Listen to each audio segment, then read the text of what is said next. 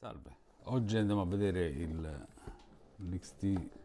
Cherry XTRFI FY M68 Pro Wireless, quello a 8K e acquistato su Amazon Warehouse, dove fortunatamente nel bundle abbiamo tutto il set completo, compresi i pedini di scorta, che non è poco. Mouse pagato veramente poco, usato. Prima di andare a analizzare il mouse e le sue peculiarità, abbiamo nella confezione un cavo che è durissimo, però serve solo per il ricevitore che ha l'attacco Type-C, ricevitori da 8K, con i due ledini davanti che indica se siamo, su che settore siamo e se tutto funziona a dovere, se la connessione è a dovere. Mentre per quanto riguarda quando diciamo siamo a corto di batteria, abbiamo un secondo cavo da inserire sempre nella sede che ormai è diventata classica di questi Cherry XTRFY per la ricarica. Qua il cavo è perfettamente morbido, cioè morbidezza ideale, non troppo morbido né troppo duro, per cui quando siamo a corto di batteria, tac, e si continua a giocare. Tra l'altro qui dà molto meno noia. Unica cosa, stare sempre attenti a inserire la gommina dalla parte giusta, perché se mette dall'altra parte entra, però è fastidioso da togliere. Però ecco, queste sono le sono le cose che ci siamo tolti meno importanti. Allora, per quanto riguarda il mouse, è un mouse per destri abbastanza ampio, abbastanza grossotto, quindi è ottimo anche per mani grandi, e soprattutto perché, come se abbiamo visto anche con l'M8, la possibilità di poter usufruire di tutto l'arco della scocca sopra permette di stendere anche mani più grandi su tutta la lunghezza del mouse. Infatti direi che è un claw palm. Finger non è proprio, bisogna avere una mano veramente grande per finger, però per finger abbiamo sempre l'M8 come opzione.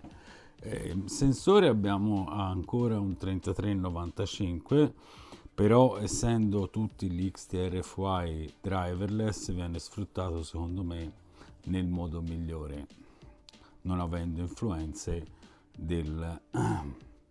date appunto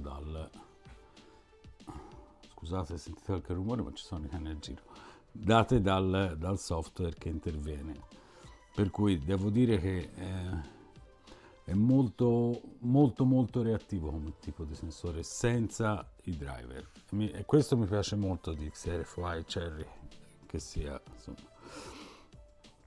Andiamo a sentire velocemente i tasti, così i click, così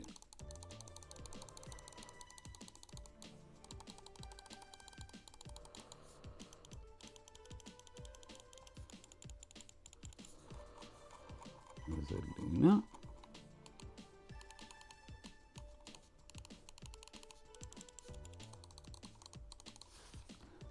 Direi che siamo tranquillamente senza problemi nella norma. Allora, per quanto riguarda come dicevo, come si sapeva, insomma, dell'M8 abbiamo il fatto di non avere il connettore davanti, per cui porta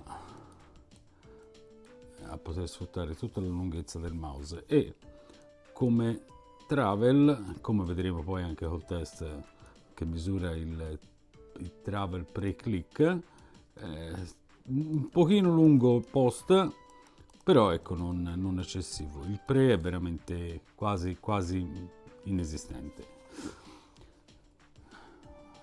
Abbiamo questo mouse, secondo me, vabbè, taste laterali hanno blocco corsa, sono facilmente raggiungibili, che a volte XTRFY ha mancato su questo mettendoli troppo alti su alcune versioni precedenti.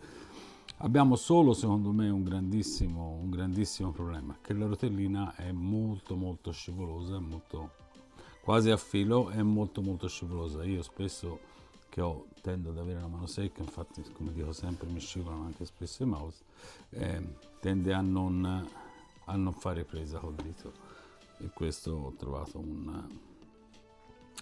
una pecca.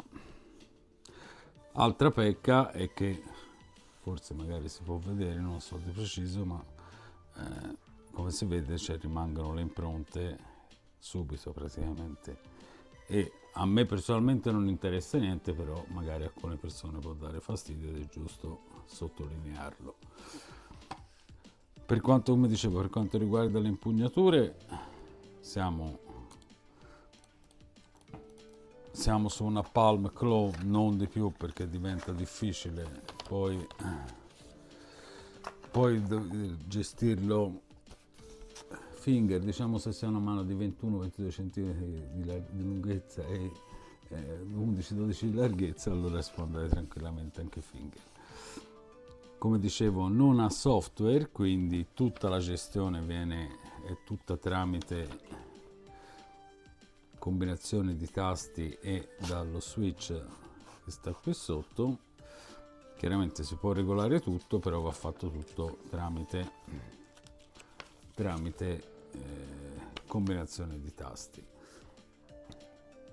E il mouse, sì, onestamente va bene, trovandolo anche usato a questo prezzo, sarebbe un best buy in assoluto, costa però 140 nella versione full price. Però ecco, devo dire che fortunatamente, perlomeno per ora, anche su questa serie, la qualità XDR-FI è stata mantenuta anche dopo l'acquisizione da parte di Cherry. Per cui, per quanto mi riguarda, il mouse mi sta piacendo molto. È una delle mie impugnature preferite questa. Non dico che ricorda, vederlo così magari può ricordare il G Pro Wireless, il G Pro di Logitech, però ecco, quando si prende in mano la forma della gobba, dove sono situate questi rialzi qua per i tasti, insomma è un pochino più largo,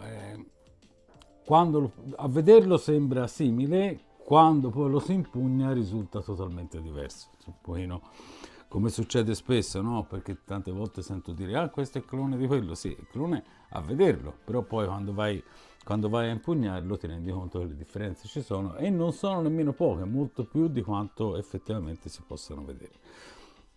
Per cui ho visto che che spessissimo si trova come di seconda mano su Amazon, per cui io lo consiglio sempre che lo troviate tramite questa possibilità, ovvero sia se lo trovate a 70 fino a 80 euro in usato, ottime condizioni, che insomma abbastanza, ormai si sa che è abbastanza garantito con Amazon, io gli darei una chance.